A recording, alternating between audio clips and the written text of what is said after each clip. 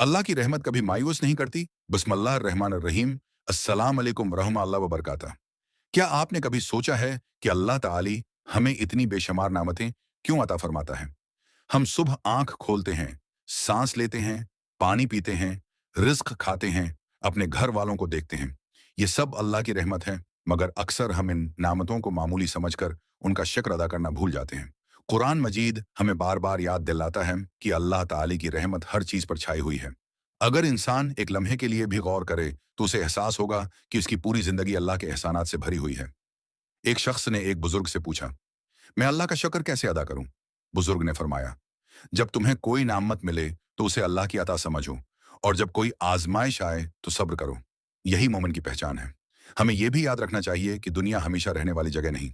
एक दिन हम सब ने अपने रब के हुजूर हाजिर होना है। वहां ना दौलत काम आएगी, न शहरत, बल्कि हमारे नेक एमाल और इखलास काम आएंगे।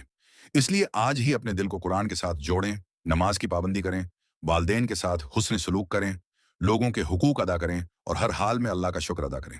अल्लाह ताली फरमाता है कि अगर तुम शुक्र अदा करोगे तो मैं तुम्हें और ज्यादा अता करूंगा। आइए आज हम सब ये अहद करें कि कुरान को सिर्फ पढ़ेंगे नहीं, बल्कि समझेंगे, उस पर अमल करेंगे और दूसरों तक उसका पैगाम भी पहुंचाएंगे।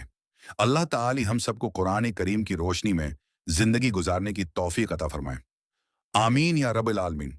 अगर आपको यह वीडियो पसंद आई हो तो उसे लाइक करें, अपने दोस्तों के साथ शेयर करें और मजीद इस्लामी वीडियोस के लिए फाहमी कुरान चैनल को सब्सक्राइब करना न भूलें। अस्सलाम अलैकुम व रहमतुल्लाहि व बरकातहू।